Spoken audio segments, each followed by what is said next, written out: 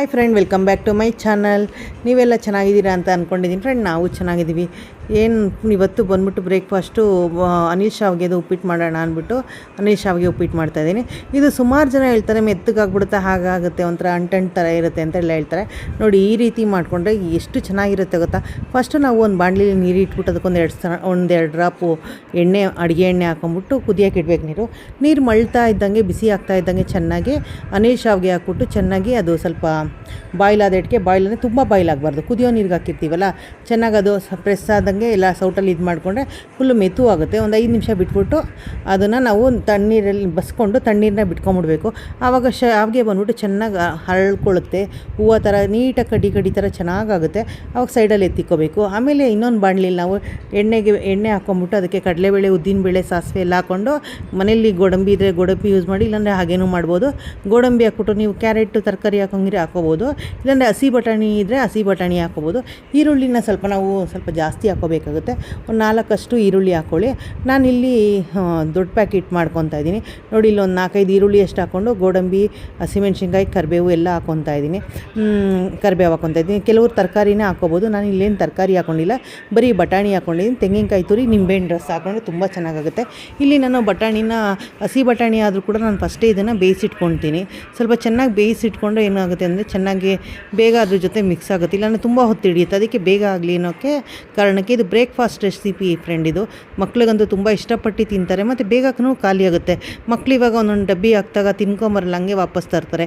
ಅದೇ ನೀವು ಶಾವಿಗೆ ಉಪ್ಪಿಟ್ಟು ಹಾಕ್ಬಿಟ್ಟು ನೋಡಿ, ತುಂಬ ಮಕ್ಕಳೆಲ್ಲ ಖಾಲಿ ಮಾಡ್ಕೊಂಬರ್ತಾರೆ, ಮತ್ತು ಚೆನ್ನಾಗಿರುತ್ತೆ. ಸ್ವಲ್ಪ ಅರಿಶಿನ ಪುಡಿ ಹಾಕ್ಕೊಳ್ಳಿ, ಮತ್ತು ತೆಂಗಿನಕಾಯಿ ತುರಿನ 1 ಹೋಳಷ್ಟೇ ಹಾಕ್ಕೊಳ್ಳಿ. ಸ್ವಲ್ಪ ಏನು ಹಾಕ್ಕೊಳಕ್ಕೆ ಹೋಗ್ಬಿಡಿ, ಜಾಸ್ತಿನೇ ಹಾಕ್ಕೊಳ್ಳಿ, ತುಂಬ ಚೆನ್ನಾಗಿರುತ್ತೆ. ಮತ್ತು ಎಣ್ಣೆ ಆದಷ್ಟು ನಾವು ಇದಕ್ಕೆ ಸ್ವಲ್ಪ ಜಾಸ್ತಿ ಬಿಟ್ಕೊಂಡಷ್ಟು ಚೆನ್ನಾಗಿರುತ್ತೆ. ನೋಡಿ, ನಾನು ಶಾವಿಗೆ ಎಲ್ಲ ಅದು ಫುಲ್ಲು ಎಲ್ಲ ನೀರೆಲ್ಲ ಸೋರ್ಕೊಂಡ್ಮೇಲೆ ಈ ಥರ ಉದ್ರಾಗಿ ಆಗಿರುತ್ತೆ. ಇದು ಹಾಕ್ಕೊಂಡು ನಾವು ನಿಂಬೆಹಣ್ಣು, 1-2 ನಿಂಬೆಹಣ್ಣು ಹಿಂಡ್ಕೊಳ್ಳಿ. ನೀವು ಸ್ವಲ್ಪ ಮಾಡ್ಕೊತೀವಿ ಅಂದರೆ 1 ನಿಂಬೆಹಣ್ಣು ಸಾಕು. ನಾನು 2 ನಿಂಬೆಹಣ್ಣು ಹಿಂಡ್ಕೊಂಡು ಫುಲ್ಲು ನೋಡಿ, ಉಪ್ಪು ರುಚಿಗೆ ತಕ್ಕಷ್ಟು ಉಪ್ಪು ಹಾಕ್ಕೊತಾ ಇದ್ದೀನಿ. ಈ ಉಪ್ಪು ನಾನು ನೋಡ್ಕೊಂಡು ಹಾಕ್ಕೊಳ್ಳಿ, ಯಾಕಂದರೆ ಒಂದೇ ಸಲಿನೂ ಹಾಕಕ್ಕೆ ಹೋಗಬೇಡಿ, ಯಾಕಂದರೆ ತುಂಬ ಹಾಕ್ಬಿಟ್ರೆ ಉಪ್ಪು ಹಾಕ್ಬಿಡುತ್ತೆ. ನೋಡಿ, ಎಲ್ಲ 2 ಸೌಟು ಇದ್ದರೆ 2 ಸೌಟು, ಇಲ್ಲಾಂದರೆ ಮಿಕ್ಸ್ ಮಾಡ್ಕೊಂಡು ನೀಟಾಗಿ ಮಿಕ್ಸ್ ಮಾಡಿಕೊಂಡು ಲಾಸ್ಟಾಗಿ ನಾವು ಕೊತ್ತಂಬರಿ ಹಾಕ್ಕೋಬೋದು. ತುಂಬ ಚೆನ್ನಾಗಿರುತ್ತೆ. ನಮ್ಮ ಮನೇಲಂತೂ ಯಾವಾಗಲೂ ಅಷ್ಟೇ, ಈ ಶಾವಿಗೆ ಉಪ್ಪಿಟ್ಟು ಮಾಡಿದ್ರೆ ಫುಲ್ ಖಾಲಿ ಆಗುತ್ತೆ. ಯಾವತ್ತು ಮಿಕ್ಕಿದೆ, ಖಾಲಿ ಆಗಿಲ್ಲ ಅನ್ನೋ ಥರ ಹೇಳೋಕ್ಕೆ ಆಗಲ್ಲ. ಡಬ್ಬಿಗೆ ಹಾಕಿದ್ರು ಅಷ್ಟೇ ತುಂಬ ಚೆನ್ನಾಗಿರುತ್ತೆ. ಇದ್ರ ಜೊತೆಗೆ ನಾವು ತೆಂಗಿನಕಾಯಿ ಚಟ್ನಿ ಮಾಡ್ಕೊಂಡ್ರಂತೂ ಒಳ್ಳೆ ಕಾಂಬಿನೇಷನ್ ಫ್ರೆಂಡ್. ನಾವು ಹೋಟ್ಲಲ್ಲಿ ಹೋಗಿ ತಿನ್ನೋಕ್ಕಿಂತ ತುಂಬ ಚೆನ್ನಾಗಿರುತ್ತೆ. ನಾನಿವಾಗ ಶಾವಿಗೆ ಉಪ್ಪಿಟ್ಟಿಗೆ ತೆಂಗಿನಕಾಯಿ ಚಟ್ನಿನೂ ಮಾಡ್ಕೊಂಡಿದ್ದೆ, ಯಾಕಂದರೆ ಚೆನ್ನಾಗಿರುತ್ತಲ್ವ ತಿನ್ನೋಕ್ಕೆ. ಬರೀ ಅದಕ್ಕಿಂತ ತೆಂಗಿನಕಾಯಿ ಚಟ್ನಿ ಇಟ್ಕೊಂಡ್ರೆ ತುಂಬ ಚೆನ್ನಾಗಿರುತ್ತೆ. ಹಾಗೆ ಇವತ್ತು ಅದಾಯಿತು. ಮತ್ತು ಮಧ್ಯಾಹ್ನಕ್ಕೆ ನಾನು ಏನೂ ಮಾಡಲಿಲ್ಲ, ಸ್ವಲ್ಪ ಕೆಲಸಗಳಿತ್ತು ಜಾಸ್ತಿನೇ ಅಂದ್ಕೊಳ್ಳಿ. ಇವತ್ತು ನಾನು ಧನಿಯಾ ಪುಡಿ ಮಾಡ್ಕೊಂಬಿಡೋಣ ಅಂದ್ಬಿಟ್ಟು ನಾನು ಒಂದು 4 ಗಂಟೆಯಿಂದನೇ ಸ್ವಲ್ಪ ಮಧ್ಯಾಹ್ನದ ಊಟ ಎಲ್ಲ ಮುಗಿಸ್ಕೊಂಡು ಧನಿಯಾ ಇತ್ತು ಫ್ರೆಂಡ್, ಧನಿಯಾನ ಹುರ್ಕೊತಾ ಇದ್ದೀನಿ. ಸಾಂಬಾರು ಪುಡಿ ಸ್ವಲ್ಪ ಇದೆ, ಒಂದು ಸಣ್ಣ ಡಬ್ಬಿ, ಡೈಲಿ ಯಾವಾಗಲೂ ಯೂಸ್ ಮಾಡ್ತೀನಲ್ಲ, ಸ್ಮಾಲ್ ಡಬ್ಬಿಲಿದೆ, ಯಾಕಂದ್ರೆ ದೊಡ್ಡ ಡಬ್ಬಿದೆಲ್ಲ ಖಾಲಿಯಾಗಿತ್ತು. ಇಲ್ಲಿ ನಾನು 1 kg ಧನಿಯಾನ ಹುರ್ಕೊಂಡು ಮತ್ತು ಹೆಸ್ರು ಕಾಳನ್ನ ಹುರ್ಕೊತಾ ಇದ್ದೀನಿ. ಹೆಸ್ರು ಕಾಳು ಬಂದ್ಬಿಟ್ಟು ಪಾವು ಲೆಕ್ಕ ಬರುತ್ತಲ್ಲ ಫ್ರೆಂಡ್, ಲೋಟ, ಅದರಲ್ಲಿ ಹಾಕ್ಕೊತಾ ಇದ್ದೀನಿ. ನಿಮಗೆ ಆಮೇಲೆ ತೋರಿಸ್ತೀನಿ ನೋಡಿ, ಈ ಥರ ಪಾವಲ್ಲಿ ಹಾಕ್ಕೊತಾ ಇದ್ದೀನಿ. ಹಾಕ್ಕೊಂಡು 1 ಲೋಟ ತೊಗರಿಬೇಳೆ, ಎಲ್ಲ ಸಾಮಾನುಗಳು ನಾನು ಹಬ್ಬದಲ್ಲೇ ತರಿಸಿದ್ದೆ ಫ್ರೆಂಡ್, ಯಾಕಂದರೆ ಹಬ್ಬ ಟೈಮಲ್ಲಿ, ಯುಗಾದಿ ಹಬ್ಬ ಟೈಮಲ್ಲೇ ನಾನು ಸಾಮಾನೆಲ್ಲ ತರಿಸ್ಕೊಂಡಿದ್ದೆ, ಮಾಡ್ಕೊಂಡಿರಲಿಲ್ಲ. ಅಲ್ಲಿ ಇಲ್ಲಿ ಊರಿಗೆಲ್ಲ ಹೋಗ್ಬಿಟ್ಟು ಬಂದಮೇಲೆ ಮಾಡ್ಕೊಳ್ಳೋಣ ಅಂತ ಇದ್ದೆ. ಇಲ್ಲಿ ಕಡಲೆಬೇಳೆ ಬಂದ್ಬಿಟ್ಟು ಎಲ್ಲಿಟ್ಟಿದ್ದೀನಿ ಅಂತ ಗೊತ್ತಾಗಲಿಲ್ಲ, ಸ್ವಲ್ಪ ಸಿಕ್ತು ಹಾಕ್ಕೊಂಡೆ. ಹಾಗೆ ಸ್ವಲ್ಪನೇ ಒಂದು ಅರ್ಧ ಪಾವು ಅಷ್ಟಿತ್ತು ಹಾಕ್ಕೊಂಡಿದ್ದೀನಿ. ಹಾಗೆ ಕಡಲೆಬೇಳೆ ಹಾಕ್ಕೊಂಡೆ. ನಾವು ಕಡಲೆಬೇಳೆ ಇಲ್ಲ ಕಡಲೆಕಾಳು ಎರಡರಲ್ಲಿ ಒಂದು ಹಾಕ್ಕೋಬೇಕಾಗುತ್ತೆ. ನಾನು ಕಡಲೆಕಾಳು ಸ್ವಲ್ಪ ಹಾಕ್ಕೊಂಡು ಕಡಲೆಬೇಳೆ ಒಂದು ಪಾವು ಅಷ್ಟು ಹಾಕ್ಕೊಂಡಿದ್ದೀನಿ. ಸ್ವಲ್ಪ ಇದು ಚೆನ್ನಾಗಿ ಪುಡಿ ಬರುತ್ತೆ, ಮತ್ತು ಸ್ಮೆಲ್ಲು ಎಲ್ಲನೂ ಅಷ್ಟೇ ಫ್ರೆಂಡ್. ಐಟಮ್ಗಳನ್ನ ನಾವು ಯಾವುದೂ ಇದರಲ್ಲಿ ಕಾಂಪ್ರಮೈಸ್ ಆಗೋಕ್ಕೆ ಹೋಗಬಾರ್ದು, ಕರೆಕ್ಟಾಗಿ ಹಾಕ್ಕೊಳ್ತಾ ಹೋದ್ರೇ ಚೆನ್ನಾಗಿರೋದು. ಉದ್ದಿನಬೇಳೆ ಬಂದ್ಬಿಟ್ಟು ನಾವು ಯಾವಾಗಲೂ ಜಾಸ್ತಿ ಹಾಕ್ಬಾರ್ದು. ಇವಾಗ 1 ಪಾವಷ್ಟು ಉದ್ದಿನಬೇಳೆ ಹಾಕೋಕ್ಕೆ ಹೋಗ್ಬಾರ್ದು, ಅರ್ಧ ಪಾವಷ್ಟು ಉದ್ದಿನಬೇಳೆ ಹಾಕ್ಕೋಬೇಕು. ಊಟದ ಅಕ್ಕಿ ಇರುತ್ತಲ್ಲ ಫ್ರೆಂಡ್, ಅದನ್ನು ಅಷ್ಟೇ 1 ಪಾವಷ್ಟು ಹಾಕ್ಕೊಂಡಿದ್ದೀನಿ. ಹಾಕ್ಕೊಂಡೆಲ್ಲ ಗಮ್ಮನ್ನಂಗೆ ಹುರ್ಕೋಬೇಕು. ನಾನು ಫಾಸ್ಟ್ ಮಾಡ್ಕೊಂಡಿದ್ದೀನಿ ಈ ವಿಡಿಯೋನ, ಅಷ್ಟು ಬೇಗನೆಲ್ಲ ಹಾಕಿಲ್ಲ. ನೀಟಾಗಿ ಏನು ಗೊತ್ತಾ, ಡ್ರೈ ರೋಸ್ಟಲ್ಲೇ ಮಾಡ್ಕೋಬೇಕು ನಾವು, ಆಯಿಲೆಲ್ಲ ಏನೂ ಹಾಕ್ಕೋಬಾರ್ದು. ಇಲ್ಲಿ ಬಂದ್ಬಿಟ್ಟು ಕಾಳು ಮೆಣಸನ್ನ ಬಿಸಿಲಲ್ಲಿ ಇಟ್ಕೊಂಡಿದ್ದೆ, ಸ್ವಲ್ಪ ಐಟಮ್ಗಳನ್ನೆಲ್ಲ ನಾನು ಎಲ್ಲ ಒಣಗಿಸ್ಕೊಳ್ಳೋಕೆ ಹೋಗಲಿಲ್ಲ. ಧನಿಯಾ, ಮೆಣಸಿನ್ಕಾಯಿ, ಕಾಳು ಮೆಣಸು, ಜೀರಿಗೆ ಅದು ಮಾತ್ರ ಒಣಗಿಸ್ಕೊಂಡೆ. ಮಿಕ್ಕಂದರೆ ಎಲ್ಲ ಒಣಗಿಸ್ಕೊಂಡು ಕೂತ್ಕೊಳ್ಳೋಕ್ಕಾಗಲ್ಲ ಅಂತಲೇ ಇವು ಮಾತ್ರ ಒಣಗಿಸ್ಕೊಂಡೆ. ಜೀರಿಗೆ ಮಾತ್ರ ನಾನು ಅರ್ಧ kg ಜಾಸ್ತಿ ಇಟ್ಕೊಂಡಿದ್ದೀನಿ. ಮನೆಯಲ್ಲಿ ಅರ್ಧ kg ಪ್ಯಾಕೆಟ್ನೊಂದಿತ್ತು, ಮನೇಲಿ ಸ್ವಲ್ಪ ಇತ್ತು, ಎಲ್ಲ ಎತ್ತಿ ಹಾಕ್ಕೊತಾ ಇದ್ದೀನಿ. ನೋಡಿ, ಎಲ್ಲ ಅಳತೆ ಮಾಡಿ ಪಾವ್ನಲ್ಲಿ ಅಳತೆ ಮಾಡಿ ಹಾಕ್ಕೊತಾ ಇದ್ದೀನಿ. ನನಗೇನೆ ನೀಟಾಗಿ ಗೊತ್ತಾಗುತ್ತೆ, ಬಟ್ ನೀವು ಮಾಡ್ಕೊಳ್ಳೋರು ಆಗಿದ್ರೆ ನೀಟಾಗಿ ಗೊತ್ತಾಗಲಿ ಅಂತ. ಯಾವಾಗಲೂ ಜೀರಿಗೆ ಬಂದ್ಬಿಟ್ಟು ಜಾಸ್ತಿ ಇದ್ದಷ್ಟು ತುಂಬ ಚೆನ್ನಾಗಿರುತ್ತೆ. ಲಾಸ್ಟಲ್ಲಿ ಬಂದ್ಬಿಟ್ಟು ಇಲ್ಲಿ ಚಕ್ಕೆ ಲವಂಗ ಮತ್ತು ಸ್ವಲ್ಪ ಮರಾಠ ಮೊಗ್ಗು ಎಲ್ಲ ಹಾಕ್ಕೊಂಡು ಚೆನ್ನಾಗಿ ನೋಡಿ ಅದು ಒಂದೆರಡು ಮರಾಠ ಮೊಗ್ಗು ಹಾಕಿದ್ದೀನಿ. ಈ ಸಲ ಹಾಕಿದ್ರೆ ಸ್ವಲ್ಪ ಗಮ್ಮನ್ಲಿ ಅಂದ್ಬಿಟ್ಟು ಹಾಕಿದ್ದೀನಿ ಅಷ್ಟೇ. ಯಾವಾಗಲೂ ನಾನು ಚಕ್ಕೆ ಲವಂಗ ಅಷ್ಟೇ ಹಾಕ್ಕೊಳ್ಳೋದು. ಬರೀ ಚಕ್ಕೆ ಲವಂಗ ಉರಿಯಲ್ಲ ಅಂದ್ಬಿಟ್ಟು ಒಂಚೂರು ತೊಗರಿಬೇಳೆ ಹಾಕ್ಕೊಂಡು ಅದ್ರ ಜೊತೆ ಹುರ್ಕೊತಾ ಇದ್ದೀನಿ. ಬರೀ ಚಕ್ಕೆ ಲವಂಗ ಉರಿಯೋಕ್ರೆ ಏನಾಗುತ್ತೆ ಗಟ್ಟಿ ಥರ ಆಗೋಗುತ್ತೆ. ಅದಕ್ಕೆ ಅದ್ರ ಜೊತೆಗೆ ಒಂದು ಸ್ವಲ್ಪ ಗಸಗಸೆ ನೋಡಿ ಇದೆಲ್ಲನೇ ಪಟಪಟ ಅಂತ ಸೀದ್ಬಿಡುತ್ತೆ ಅಂದ್ಬಿಟ್ಟು ಗಮ್ಮಂತ ಹುರ್ಕೊಳ್ಳೋಕ್ಕೋಸ್ಕರ ಸಣ್ಣ ಉರಿಲಿ ಹುರ್ಕೊತಾ ಇದ್ದೀನಿ. ಕರಿಬೇವು ಮತ್ತು 10 ರೂಪಾಯಿ ಅಷ್ಟು ಕರಿಬೇವು ತಂದಿದ್ದೆ ನೋಡಿ. ಈ ಥರ ಒಣಗಾಕಿ ಇಟ್ಕೊಂಡಿದ್ದೆ ನೋಡಿ. ಇಲ್ಲಿ ಒಣಗಾಕಿದ್ದೀನಲ್ಲ ಈ ಥರ ಒಣಗಾಕಿ ಇಟ್ಕೊಂಡಿದ್ದೆ. ನಾವು ಟೆರೆಸ್ ಏನಿಲ್ಲ, ಈಗ ಬಿಸಿಲು ಹೊಡಿತತ್ತಲ್ಲ ಅಷ್ಟೇ ಒಣಗಿಸ್ಕೊಂಡಿದ್ದೆ. ನಿಮಗೆ ಟೆರೆಸ್ ಎಲ್ಲ ಏನಾರು ಅನುಕೂಲ ಚೆನ್ನಾಗಿದೆ ಅಂದರೆ ಚೆನ್ನಾಗಿ ಬಿಸಿಲಲ್ಲಿ ಒಣಗಾಕ್ಬಿಟ್ಟು ಇದು ಮಾಡ್ಕೋಬೋದು. ಮತ್ತು ಇಲ್ಲಿ ಬಂದ್ಬಿಟ್ಟು ಮೆಣಸಿನ್ಕಾಯಿಗೆ ಮಾತ್ರ ನಾವು ಸ್ವಲ್ಪ ಎಣ್ಣೆ ಹಾಕ್ಕೊಂಡು ಹುರ್ಕೋಬೇಕು.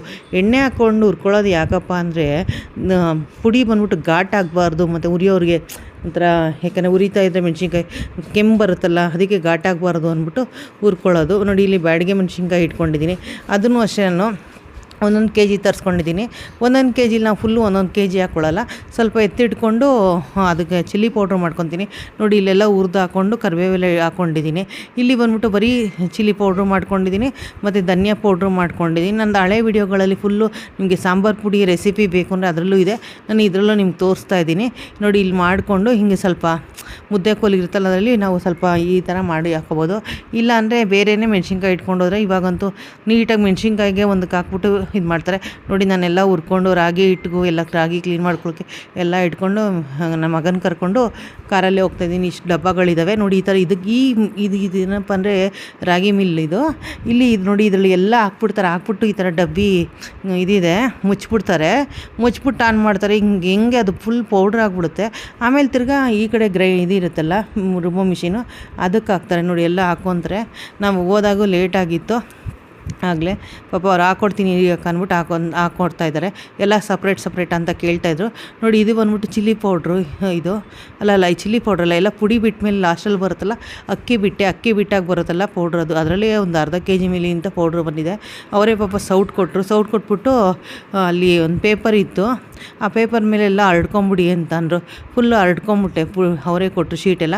ಹರಡ್ಕೊಂಡಾದ್ಮೇಲೆ ಅದೆಲ್ಲ ಆರಿದ್ಮೇಲೆ ತುಂಬ್ಕೊಂಡು ತೊಗೊಂಬಂದ್ವಿ. ಹಾಗೆ ಇದು ನೆಕ್ಸ್ಟ್ ಡೇದು ವ್ಲಾಗು ಕಂಟಿನ್ಯೂ ಆಗ್ತಾಯಿದೆ. ನಾನು ಒಂದ್ರಿ ಆಡ್ಕೊಂಡಿದ್ದು ಅದೆಲ್ಲ ವೀಡಿಯೋ ಮಾಡೋಕ್ಕೆ ಹೋಗಲಿಲ್ಲ, ಯಾಕಂದ್ರೆ ನನಗೂ ಘಾಟ್ ಥರ ಆಗಿತ್ತು. ನಾನು ಒಂದ್ರಿ ಆಡಿ ಲೇಟ್ ಬೇರೆ ಆಗಿತ್ತಲ್ಲ. ಆಮೇಲೆ ಹೋಗ್ಬಿಟ್ಟು ಯಾಕಂದರೆ ಸಾಂಬಾರು ಪುಡಿ ಮಾಡೋದು ನಿಮಗೆ ಗೊತ್ತಿರುತ್ತೆ, ಕೈ ಮುಖ ಎಲ್ಲ ಉರಿತಾ ಇರುತ್ತೆ. ಸ್ನಾನ ಮಾಡ್ಕೊಳ್ಳೋಷ್ಟರಲ್ಲಿ ಲೇಟ್ ಆಗೋಯಿತು ಮತ್ತು ಅಡುಗೆ ಬೇರೆ ಮಾಡಬೇಕಾಗಿತ್ತು. ಅವತ್ತಂತೂ ನನಗೆ ಎಲ್ಲ ಸಾಂಬಾರು ಪುಡಿ ಮಾಡಿದ್ರೆ ನಿಮಗೆ ಗೊತ್ತಿರುತ್ತಲ್ಲ ಎಷ್ಟು ಬರ್ಡನ್ ಆಗುತ್ತೆ. ನನಗಂತೂ ತುಂಬ ಸುಸ್ತಾಗ್ಬಿಟ್ಟಿತ್ತು. ಪುಡಿ ಮಾಡಿಕೊಂಡೆ, ಯಾಕಂದರೆ ಸ್ವಲ್ಪ ಹಾಸ್ಪಿಟ್ಲಿಗೆ ಹೋಗೋದೆಲ್ಲ ಇದೆ. ನಾನು ಹೋದ್ರೆ ಪೌಡರ್ ಇಲ್ಲಾಂದರೆ ಅಡುಗೆ ಎಲ್ಲ ಮಾಡ್ಕೊಳ್ಳೋದು ಕಷ್ಟ ಆಗುತ್ತೆ ಅಂದ್ಬಿಟ್ಟು ನಾನು ಸಾಂಬಾರು ಪುಡಿ ಮಾಡ್ಕೊಂಡಿದ್ದು. ಯಾಕಂದ್ರೆ ನಮ್ಗೆ ಅಂಗಡಿ ಸಾಂಬಾರು ಪುಡಿ ಎಲ್ಲ ರೂಢಿ ಇಲ್ಲ, ಅದಕ್ಕೋಸ್ಕರ. ಇಲ್ಲಿ ಬಂದ್ಬಿಟ್ಟು ಸಾಸಿವೆ ಹಾಕ್ಕೊಂಡು ಕಡಲೆಬೇಳೆ ಉದ್ದಿನಬೇಳೆ ಹಾಕ್ಕೊಂಡು ಕಡಲೆಕಾಯಿ ಬೀಜ ಹಾಕ್ಕೊಂಡು ಎಣ್ಣೆಗೆ ಹಾಕ್ಕೊತಾ ಇದ್ದೀನಿ. ಏನು ಮಾಡ್ತಾಯಿದ್ದೀನಪ್ಪ ಅಂತ ಅಂದರೆ ಇದು ನೋಡಿ ಎಲ್ಲ ಒಗ್ಗರಣೆ ಕೊಟ್ಕೊಂಡು ಈರುಳ್ಳಿ ಹಾಕ್ಕೊಂಡು ಒಂದು ಮೀಡಿಯಮ್ ಸೈಜ್ ಈರುಳ್ಳಿ, ಹಸಿಮೆಣ್ಸಿನ್ಕಾಯಿ ಹಾಕ್ಕೊಂಡು ಕರಿಬೇವು ಹಾಕ್ಕೊಂಡು ಮಾವಿನ ಹಣ್ಣು ಚಿತ್ರಾನ್ನ ಮಾಡೋಣ ಅಂದ್ಬಿಟ್ಟು ಎಲ್ಲ ರೆಡಿ ಮಾಡ್ಕೊತಾ ಇದ್ವಿ. ತುಂಬ ಚೆನ್ನಾಗಿರುತ್ತೆ. ಈ ಮಾವಿನ ಹಣ್ಣು ಸೀಸನಲ್ಲೂ ಮಾವಿನಕಾಯಿ ಬಂದಾಗ ನೀವು ಮಾಡ್ಕೊಳ್ಳಿ, ಚೆನ್ನಾಗಿರುತ್ತೆ. ನಾನಿಲ್ಲಿ ಒಂದು ಸಣ್ಣ ಟೊಮೆಟೊ ಹಾಕ್ಕೊತೀನಿ. ಒಂದೊಂದ್ಸಲಿ ಹುಳಿ ಇರುತ್ತೆ, ಒಂದೊಂದ್ಸಲಿ ಮಾವಿನಕಾಯಿ, ಒಂದೊಂದು ತೋತಾಪುರಿ ಮಾವಿನಕಾಯಿಗಳು ಹುಳಿ ಬರಲ್ಲ. ಈ ಮಾವಿನಕಾಯಿ ಬಂದ್ಬಿಟ್ಟು ನನ್ನ ಫ್ರೆಂಡ್ ಕೊಟ್ಟಿದ್ದು, ಅದಕ್ಕೆ ಇರಲಿ ಅಂದ್ಬಿಟ್ಟು ಮಾಡ್ತಾಯಿದ್ದೀನಿ. ಸ್ವಲ್ಪ ಅರಿಶಿನ ಪುಡಿ ಹಾಕ್ಕೊಂಡೆ, ತುರಿದು ಇಟ್ಕೊಂಡಿದ್ದೆ ಒಂದು ಮಾವಿನಕಾಯಿ. ಅದು ಸ್ವಲ್ಪ ಹುಳಿ ಅನ್ನಿಸ್ಲಿಲ್ಲ ನನಗೆ, ಯಾಕೋ ಅಷ್ಟು ಒಂಥರ ಆಗಿತ್ತು. ಒಂಥರ ಅಂದರೆ ಈ ಹಣ್ಣಾಗೋ ಥರ ಬಂದಿತ್ತಾಗಲೇ. ಹಣ್ಣು ಅಂದರೆ ಸ್ವಲ್ಪ ಒಂಥರ ದ್ವಾರಗಾಯಿ ಅಂತಾರಲ್ಲ ಆ ಥರ ಆಗಿಬಿಟ್ಟಿತ್ತು. ಅದಕ್ಕೆ ಇಲ್ಲಿ ಹುಳಿನೂ ಇಲ್ವಲ್ಲ ಇದು ಅಂದ್ಬಿಟ್ಟು ಒಂದು ಟೊಮೆಟೊನೂ ಕುಯ್ಕೊಂಡು ಚಿತ್ರಾನ್ನ ಮಾಡಿಕೊಂಡೆ. ಅದು ಬಿಸಿ ಅನ್ನಕ್ಕಂತೂ ಕಲ್ಸ್ಕೊಂಡು ತಿಂತಾರೆ, ಇನ್ನು ತಿನ್ನಬೇಕು ಅನಿಸುತ್ತೆ. ಇನ್ನು ಹುಳಿ ಮಾವಿನಕಾಯಿ ಬರುತ್ತೆ ಗೊತ್ತಾ, ಉಂಡೆ ಥರ ಇರುತ್ತಲ್ಲ, ಉಪ್ಪಿನಕಾಯಿ ಎಲ್ಲ ಆಗ್ತಲ್ಲ, ಅದ್ರಲ್ಲಿ ಮಾಡ್ಕೊಂಡು ಇನ್ನೂ ತುಂಬ ಚೆನ್ನಾಗಿರುತ್ತೆ. ಈ ನಡುವೆ ನಾನು ಆ ಕಡೆ ಆಚೆ ಹೋಗಿಲ್ಲ, ಇಲ್ಲೆಲ್ಲ ಅಷ್ಟು ನೋಡಿಲ್ಲ. ಸಕ್ಕರೆ ಮಾತ್ರ ತರ್ತೀನಿ ತಂದ್ಬಿಟ್ಟು ಮಾಡ್ತೀನಿ, ಅದು ತೋರಿಸ್ತೀನಿ ನಿಮಗೆ. ಈ ಥರ ಮಾಡ್ಕೊಳ್ಳಿ, ಮಾವಿನಕಾಯಿ ಚಿತ್ರಾನ್ನ ತುಂಬ ಚೆನ್ನಾಗಿರುತ್ತೆ. ಮನೇಲಿ ಮಕ್ಕಳಿಗೆಲ್ಲ ಮಾಡಿಕೊಡಿ.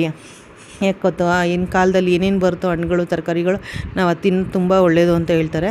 ನಾನು ಮಾಡಿದೆ, ಸೂಪರಾಗಿ ಬಂತು. ನೀವು ಟ್ರೈ ಮಾಡಿ ಅಂತ ಹೇಳ್ತೀನಿ ಮಾವಿನಕಾಯಿ ಚಿತ್ರಾನ್ನ. ಹೇಗೆ ಬರುತ್ತೆ ವೀಡಿಯೋಗಳು ನೋಡ್ತಾ ಇರಿ. ಮತ್ತು ಇಲ್ಲಿ ಸ್ವಲ್ಪ ಕಾಯಿ ತುರಿ ಹಾಕ್ಕೊಂಡಿದ್ದೀನಿ. ಹೊಸಬ್ರಾದ್ರೆ ಈಗಲೇ ಹೋಗಿ ಸಬ್ಸ್ಕ್ರೈಬ್ ಮಾಡ್ಕೊಂಡು ನೋಡಿ ಅಂತ ಹೇಳ್ತೀನಿ ಫ್ರೆಂಡ್ ನಾನು. ಲೈಕ್ಗಳು ಕಮೆಂಟ್ನ ಕೊಡೋದು ಮರಿಬೇಡಿ. ಹೀಗೆ ಮುಂದೆ ವೀಡಿಯೋಸ್ ಬರ್ತಾ ಇರುತ್ತೆ. ಏನಾದ್ರು ವೀಡಿಯೋಸ್ ಡಿಲೇ ಆಯಿತು ಅಂತ ಬೇಜಾರು ಮಾಡ್ಕೊಬೇಡಿ, ಯಾಕಂದರೆ ಸ್ವಲ್ಪ ಹೆಲ್ತ್ ಇಶ್ಯೂ ನೋಡಿ ಈ ಥರ ಮಾವಿನಕಾಯಿ ಚಿತ್ರಾನ್ನ ಮಾಡ್ಕೊಂಡ್ರೆ ತುಂಬ ಚೆನ್ನಾಗಿರುತ್ತೆ. ನೀವು ಒಂದ್ಸಲಿ ಟ್ರೈ ಮಾಡಿ ಅಂತ ಹೇಳ್ತೀನಿ. ಇಲ್ಲಿ ಬಂದ್ಬಿಟ್ಟು ಬೆಳ್ಳುಳ್ಳಿ ಶುಂಠಿ ಪೇಸ್ಟ್ ಖಾಲಿಯಾಗಿತ್ತು, ಅದಕ್ಕೆ ಸ್ವಲ್ಪ ಬೆಳ್ಳುಳ್ಳಿ ಶುಂಠಿ ಪೇಸ್ಟ್ ಮಾಡ್ಕೊಳ್ಳೋಣ ಅಂತ ಮಾಡ್ಕೊತಾ ಇದ್ದೀನಿ. ಯಾವಾಗಲೂ ಅಷ್ಟೇ ನಾವು 1 ಕಪ್ ಅಷ್ಟು ಬೆಳ್ಳುಳ್ಳಿ ಇಟ್ಕೊಂಡ್ರೆ ಅರ್ಧಕ್ಕಿಂತ ಸ್ವಲ್ಪ ಜಾಸ್ತಿ ಶುಂಠಿ ಇಟ್ಕೋಬೇಕಾಗುತ್ತೆ, ಸಮಕ್ಕೆ ಸಮ ಹಾಕೋಬಾರ್ದು. ಆ ಥರ ಮಾಡಿ ಇಟ್ಕೊಳ್ಳಿ. ಹೊರಗಡೆಗಿಂತ ಮನೇದು ಮಾಡಿಕೊಂಡ್ರೆ ಒಳ್ಳೆಯದು ಅಂತ ಹೇಳ್ತೀನಿ. ನಾನಿಲ್ಲಿ ಬೆಳ್ಳುಳ್ಳಿ ಶುಂಠಿ ಪೇಸ್ಟ್ ಮಾಡಿಕೊಂಡೆ, ಯಾಕಂದರೆ ಬೆಳಿಗ್ಗೆ ಏನಾದ್ರು ಮಾಡೋಕ್ಕೆ ಅರ್ಜೆಂಟಾಗಿ ಇಲ್ಲ ಆವಾಗ ಬಿಡಿಸ್ಕೊಂಡು ಮಾಡಬೇಕು ಅಂದರೆ ತುಂಬ ಲೇಟ್ ಆಗುತ್ತೆ ಅಂತ ನಾನು ಈ ಥರ ಮಾಡಿ ಇಟ್ಕೊತೀನಿ. ಹಾಗೆ ಇಲ್ಲಿ ಬಂದ್ಬಿಟ್ಟು ಮಕ್ಕಕ್ಕೆ ಒಂದು ಫೇಸ್ ಪ್ಯಾಕ್ ಥರನಾದರೂ ಅಂದ್ಕೊಳ್ಳಿ, ಇಲ್ಲಾಂದರೆ ಒಂದು ಮಕ್ಕಕ್ಕೆ ನಾವು ಯಾವಾಗಲೂ ಒಂದು ನೀಟಾಗಿ ಮಕ್ಕ ಕ್ಲೀನಾಗಿ ಗ್ಲೋ ಆಗಿ ಕಾಣಬೇಕು ಅಂದರೆ ಏನಾದ್ರು ಮಾಡ್ಕೊಳ್ಳೋದೇ ಒಳ್ಳೆಯದು. ಅದಕ್ಕೆ ನಾನು ಇಲ್ಲಿ ಬಂದ್ಬಿಟ್ಟು ಕೊಬ್ಬರಿ ಎಣ್ಣೆ ಇರುತ್ತಲ್ಲ ಫ್ರೆಂಡ್, ಕೊಬ್ಬರಿ ಎಣ್ಣೆಗೆ ಒಂದು ಡ್ರಾಪಷ್ಟು ಜೇನುತುಪ್ಪ ಹಾಕ್ಬಿಟ್ಟು ಚೆನ್ನಾಗಿ ಅದನ್ನು ಮಿಕ್ಸ್ ಮಾಡಿಕೊಂಡು ಮಕ್ಕಕ್ಕೆ ಅಪ್ಲೈ ಮಾಡಿಕೊಂಡ್ರೆ ಮುಖ ಎಲ್ಲ ಒಂಥರ ಡ್ರೈ ಇರೋದು ಕಮ್ಮಿ ಆಗುತ್ತೆ. ಅದಕ್ಕೆ ನಾನು ಅಪ್ಲೈ ಮಾಡ್ಕೊತೀನಿ. ಅಪ್ಲೈ ಮಾಡಿಕೊಂಡು ಎಲ್ಲ ಊಟ ಎಲ್ಲ ಆದಮೇಲೆ ಹಾಕ್ಕೊಂಡು ಬಿಟ್ಬಿಟ್ಟು ಒಂದು ಸ್ವಲ್ಪ ಅದೆಲ್ಲ ಫುಲ್ಲು ಡ್ರೈ ಆಗುತ್ತಲ್ಲ, ಆವಾಗ ವಾಶ್ ಮಾಡ್ಕೊಳ್ಳಿ ತಣ್ಣೀರಲ್ಲಿ. ಮಾಡ್ಕೊಂಡು ಮುಖ ಬಂದ್ಬಿಟ್ಟು ಗ್ಲೋ ಆಗಿರುತ್ತೆ ಫ್ರೆಂಡ್. ನೀವು ಮಾಡಿ. ಥ್ಯಾಂಕ್ಸ್, ಬಾಯ್.